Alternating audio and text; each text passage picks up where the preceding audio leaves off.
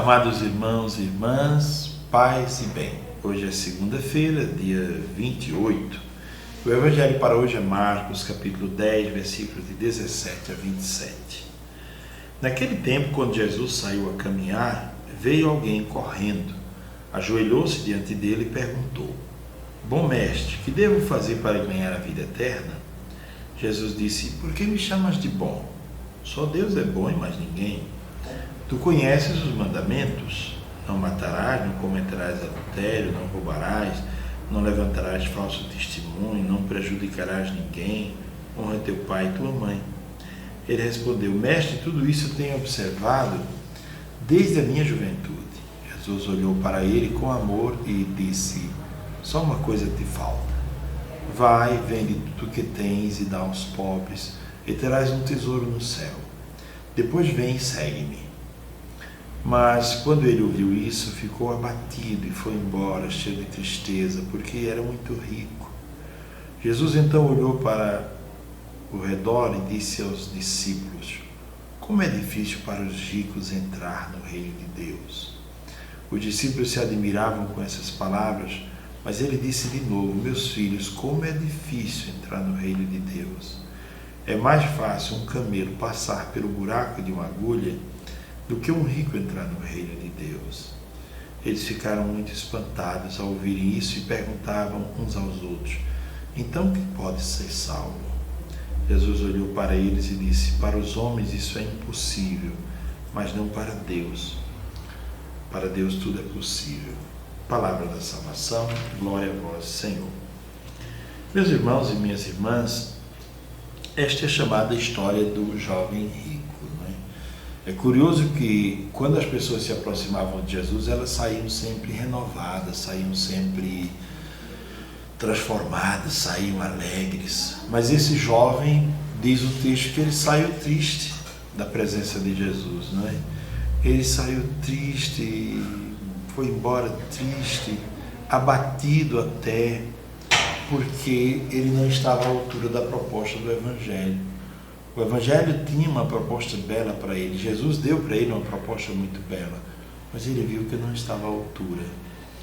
Na verdade, esse jovem, ele faz uma pergunta muito interessante a Jesus. Nós devemos aproveitar as pessoas com quem nós estamos, as oportunidades, para fazer perguntas, inclusive perguntar a nós mesmos sobre certas coisas. E ele soube fazer a pergunta certa. Mas me parece que a intenção dele não era muito de ser discípulo de Cristo. Ele não aceitou ser discípulo, não é?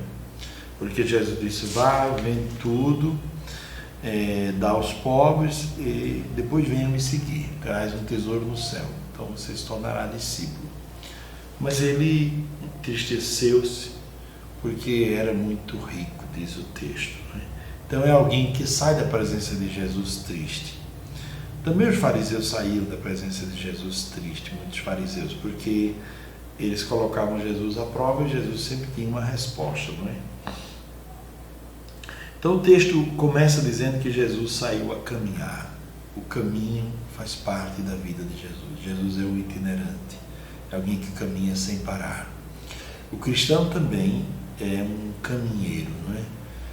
No início, os cristãos se chamavam os do caminho, quer dizer, aqueles que estão num caminho progressivo, num caminho de vida cristã, num caminho de amadurecimento da vida cristã, são os do caminho.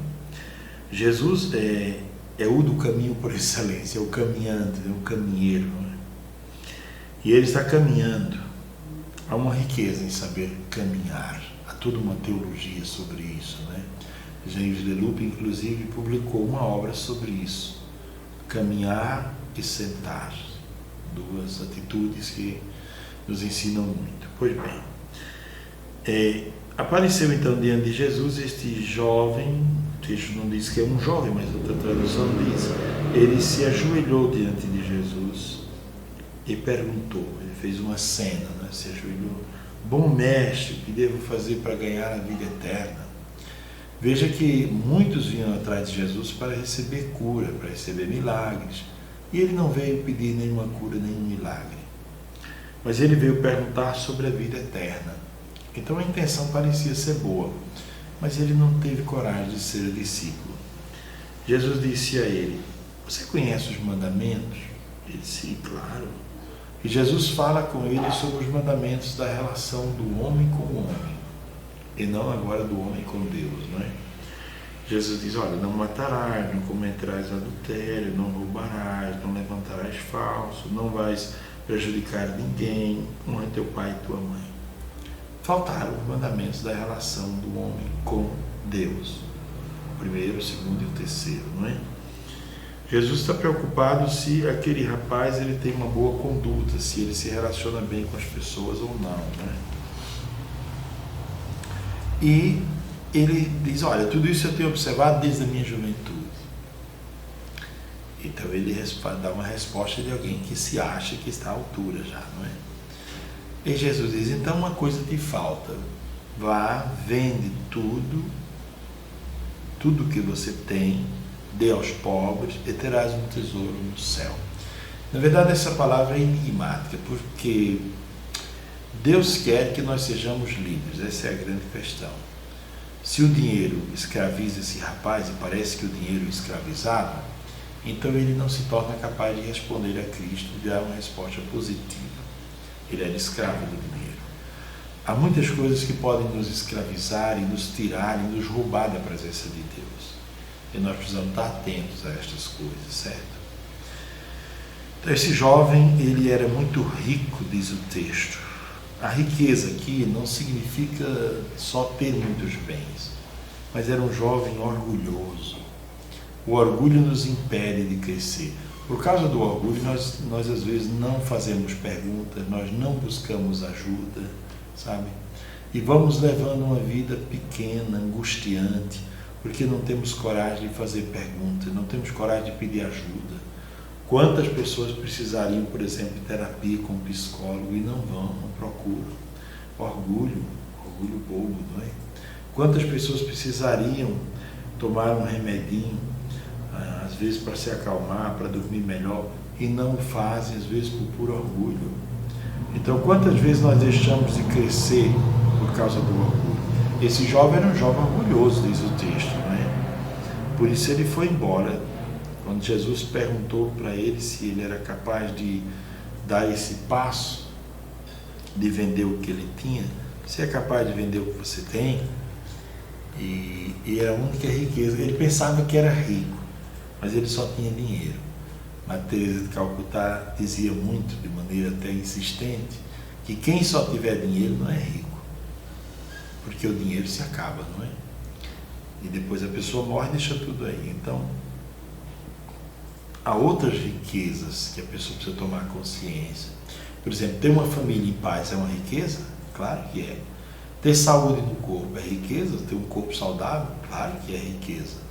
Ter uma cabeça inteligente, quer dizer, ter estudado, ter um horizonte de estudos é riqueza? Claro que é riqueza. Ter bons amigos é riqueza? Claro que é riqueza. Viver uma vida espiritual à altura do Evangelho, ou mais ou menos à altura, é riqueza? Claro que é riqueza. Então esse jovem ele não conhecia essas riquezas. E depois ele não tinha com Deus uma relação de pai, uma relação afetiva. Ele cumpria tarefas, cumpria deveres, né? Ele dizia: eu conheço os mandamentos e coloco em prática. E Jesus, com essa pergunta, Jesus coloca esse jovem numa situação difícil, porque no fundo Jesus está perguntando: qual é a tua relação de confiança com o Pai Eterno? Tu confias no Pai Eterno? Tu és capaz de vender o que tens e dar aos pobres para construir com o Pai Eterno uma relação de confiança?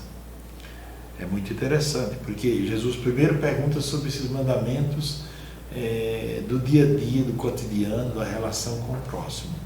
E depois faz essa pergunta para que ele perceba que ele cumpria os mandamentos, parte dos mandamentos, mas ele não cumpria o mandamento do amor a Deus acima de tudo. Ele não era capaz de renunciar às coisas. E aí Jesus aproveita para catequizar os discípulos. Ele diz: como é difícil para os ricos entrar no reino de Deus. Como é difícil para a pessoa orgulhosa e cheia de si mesmo entrar na dinâmica do reino de Deus, sabe? Não é uma questão de de ter bens.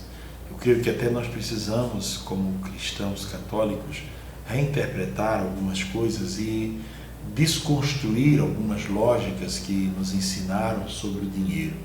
Que o dinheiro é sujo, que o dinheiro é podre, que normalmente quem é rico enricou explorando os outros. Não existe isto, não é? Pode ser que exista algo sobre isto, verdade sobre isto, há muita gente desonesta, mas o dinheiro na Bíblia do Antigo Testamento é uma bênção, é uma grande bênção, porque o dinheiro não é tudo, mas ele lhe abre muitas portas, a verdade é essa, não é? Então, às vezes, se você tem condição financeira, você pode pagar um hospital mais caro para sua mãe se ela adoecer. Você pode, com dinheiro, fazer uma caridade, fazer o bem para alguém. Com dinheiro você pode fazer uma viagem, por exemplo, à Terra Santa, para conhecer os lugares por onde Jesus passou. Sem dinheiro você não faz nada disso, né? Então não é que Jesus amaldiçoa o dinheiro, Jesus amaldiçoa, aliás, nem amaldiçoa nada. Na verdade, Jesus fala que a pessoa cheia de si mesma, orgulhosa, não entra na dinâmica do reino de Deus. E, aliás, a pessoa orgulhosa ela é incapaz de entrar em qualquer dinâmica, até mesmo de construir uma família. Porque a pessoa orgulhosa e cheia de si mesma é incapaz de pedir perdão, de pedir desculpa, de reconhecer erros. Então é difícil de entrar em qualquer dinâmica, porque ela está cheia de si mesma e em primeiro lugar está ela, em segundo lugar está ela, em terceiro lugar está ela. Não sabe colocar alguém no centro. Então o marido que é cheio de orgulho não sabe colocar a esposa no centro, não sabe colocar os filhos no centro da atenção, não sabe dar atenção à sua família. Pois bem, aí Jesus diz: meus filhos, como é difícil entrar no reino de Deus, é mais fácil um camelo passar pelo buraco que tem uma agulha. E aqui Jesus se refere à menor porta que existia na cidade, que era a porta que era fechada por último. A porta grande da cidade era fechada cedo, antes do sol se pôr, quando ainda estava claro. Mas esta última porta, que era uma porta pequena, que já não permitia a entrada de mercadorias, era a entrada de pessoas só, e pessoas que não traziam nada. Então um camelo poderia passar nessa porta, desde que não trouxesse mercadoria nas costas. Então Jesus está dizendo que há portas na vida que você só entra, você só acessa se você consegue quebrar o seu orgulho. Se você não consegue quebrar o seu orgulho, há portas que estarão abertas para você, mas você não conseguirá. E note que essa porta era a última que fechava, era a última possibilidade de entrar na cidade. Aqui nós podemos entender essa cidade como sendo a cidade santa, Jerusalém, e como sendo a dinâmica do reino do céu. Quer dizer, é a última porta, é a porta que fecha por último. Se você não conseguiu entrar nas outras, nesta que é estreita, você só entra se você conseguir dobrar o seu orgulho e reconhecer-se necessitado de ajuda. Quantos anos uma pessoa pode lutar contra o seu orgulho para poder procurar ajuda, não é? Então nós precisamos vencer esta coisa chamada orgulho. E aí os discípulos dizem: ah, Senhor, então se a lógica é essa, quem é que pode ser salvo? E Jesus olhou e disse: olha, para os homens é impossível, mas para Deus nada é impossível, para Deus tudo é possível. Quer dizer, é preciso entrar nesta lógica do amor, é preciso entrar nessa lógica da humildade para poder acessar este conteúdo do reino do céu, para poder tornar-se família de Deus, para poder entrar nessa dinâmica, não é? Pois bem, nós poderíamos refletir ainda sobre muitos pontos, mas esta lógica que Jesus oferece para ter vida, porque o que o jovem pede é para ter vida. Quer dizer, ele fazia tudo, cumpria todos esses mandamentos, mas não era feliz, ele não tinha vida. E Jesus diz: você quer ter vida, meu irmão? Você quer ser uma pessoa que tem vida dentro de você? Quebra o seu orgulho. Se você quebrar o seu orgulho, você vai ser uma pessoa melhor. Guardemos estas palavras, não é? E possamos pensar. Jesus fala sobre os mandamentos. Os antigos escritores sagrados, aliás, os antigos padres da patrística diziam que os mandamentos são como luzeiros no céu, são como a lua e o sol, são como as estrelas, que dá uma orientação ao navegante, né? Sobretudo as estrelas à noite, que orientam o navegante para que ele não se perca. Os mandamentos são uma orientação segura para fazer a vontade de Deus. Porém, nós somos chamados a ir além dos mandamentos. Não ser somente justo, ser bom, fazer o bem, desapegar-se, ser humilde. São coisas bastante difíceis, mas com a graça do Senhor nós podemos conseguir. Abençoe-vos o Deus que é todo-poderoso, Pai, o Filho e o Espírito Santo. Amém.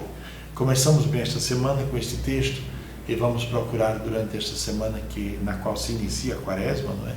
Pensar sobre esta palavra de Deus para hoje, não é? Ser rico para os outros e não ser rico para Deus. Quer dizer, ter uma aparência de alguém que é rico, mas que tem uma riqueza frágil, que pode ser desfeita de uma hora para outra. Ser rico não é ter dinheiro só.